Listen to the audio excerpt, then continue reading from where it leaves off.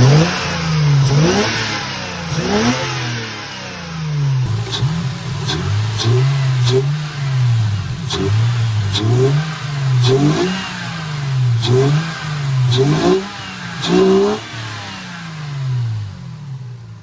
promise this is the last time you guys are gonna see this umbrella as a hood prop on the GS. I already ordered some new hood struts, so this will be the last video. I know this looks hella ghetto right now. Other than that, what's going on, everyone? Back again with another video. Today we're gonna be doing the intake on my GS. I know it's pretty unexpected. I've had the stock airbox on this car since I bought it, and the only reason why I'm putting this new one on, well, it's pretty much used, but the air filter cone on it's pretty much new, but I got a good deal on it. But anyway, the reason why I want to put this intake on is because I'm just bored and I want to, I guess, minimize the space in the engine bay, because there's a lot that the original airbox takes here. And I just kind of like the induction noise. And for the record, I don't expect to get like 5, 10, 15, 20 horsepower. I really don't give a fuck. I already know. I already know this is not gonna be one of those videos where it's like I gained 10, 15, 20 horsepower. This is really just cause I can make the interior or the engine bay look cleaner, and the induction noise as well, like I said. So that's why. So don't expect to be getting like Bugatti numbers out this mod. You ain't gonna get Bugatti numbers out this mod. Pretty much here it is. I mean, it's not in the best condition, but it'll do for now. And I'm gonna switch out this sensor with the one I already have on the car, because I don't know how good this one is, and plus I don't want to like trip out the system too much like that. So yeah, this one, you can tell it's pretty much almost brand new. I would assume it's brand new, and like I said, it's a bit old looking, but it'll do. So let's get into this install. Now you can really do this in any other way, order you want, but I'm just gonna do this in just like in any random way. I'm gonna first take off this intake piece that goes to the airbox with just this one bolt here. So you just unbolt this part and this just detaches, it comes right off. It's super simple.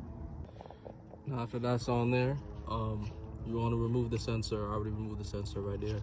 So then there's this bolt here, this one here, this one here, and this one here. You want to untighten this clamp, but you want to basically get these bolts here, and that's what I'm about to do now. Once you have that, now what you want to do is you want to take this vacuum line here, and a lot of people forget, but there's also one right here too. So you want to clamp these two, and honestly after that the whole assembly should come off right there. So I'll just show a time lapse of that right now.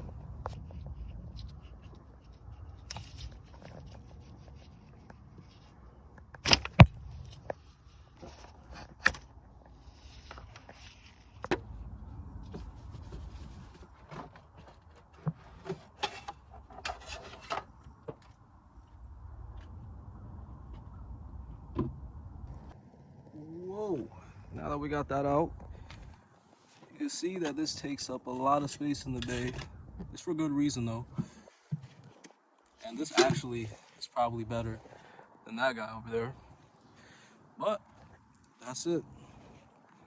Original intake. I've had this on the car since I bought it. Most people really just change them out, but I don't know why. I just wanted to keep the stock intake on. I'm gonna get to cleaning up this little section up here for a bit. It's probably gonna come back, but just want to make it look a little nice, you know. So yeah, but all this right here, no good, no good. But yeah, I don't know what all this crap is here, bro, but that shit gotta go.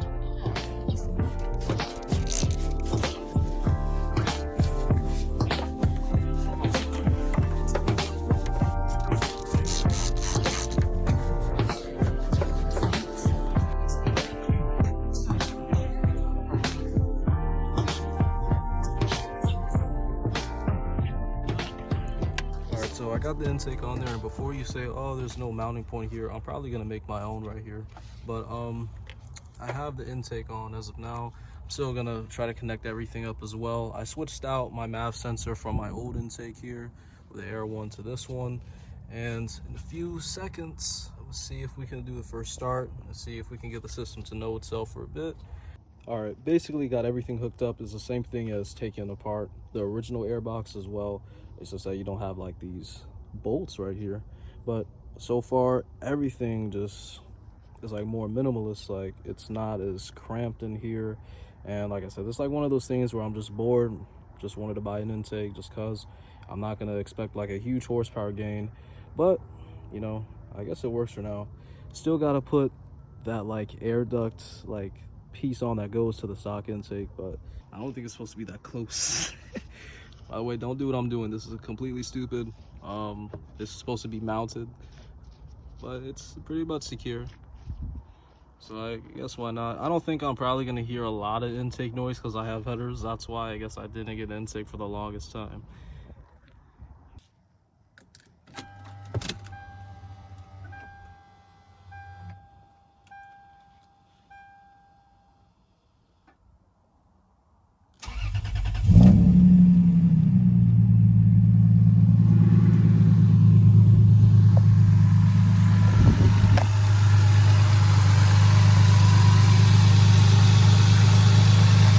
Hissing noise you hear, power steering column.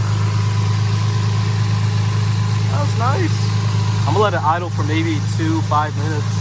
Probably rev it up for, like, give it like a few revs or something.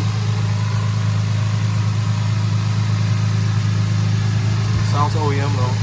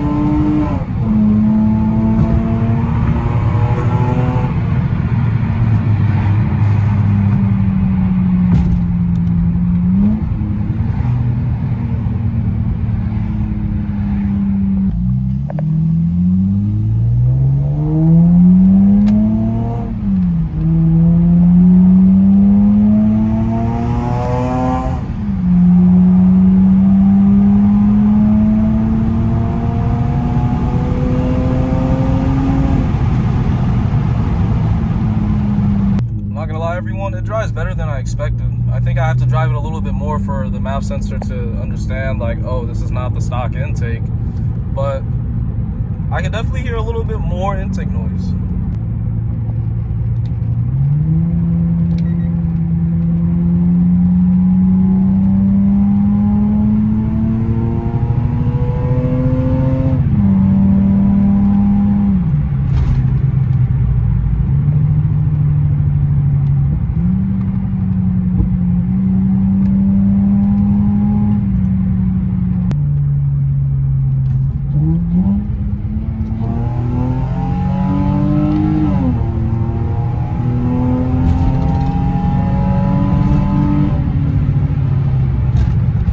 I can definitely hear a lot more intake noise for sure. I feel like it sounds more melodic, but definitely I think it's because I have headers. I'm not going to be able to hear the intake a lot or as much as I would be able to if I had stock headers. Like for instance, if you had a accurate TL like the J series, like the 3.2, if you literally just do a simple intake on one of those, it's like the best thing in the world to me. But for this, I mean, kind of matched my expectations. Now, I know I gotta do a little bit more adjustments to it, so I'm probably gonna do that in a few minutes when I go home. But, I mean, it's not bad. But like I said, you're not gonna get like 500 horsepower out of this mod. You don't expect to get, I mean, I'll be honest, if you got one that's like brand new or a different brand, like maybe HPS, you'll probably get maybe 5 or 10. But pretty much as far as I know, these intakes for these 2J motors are good for, I think, either low-end torque band or high-end torque band. So it's more proficient in the high-end torque band when you get an aftermarket intake. And the check engine light just came on, cool. Now briefly, remember what I said early on in the video where I might put back on my stock intake? Well, that's exactly what I did because the car was acting way too lean and did not react well to the aftermarket intake that I installed.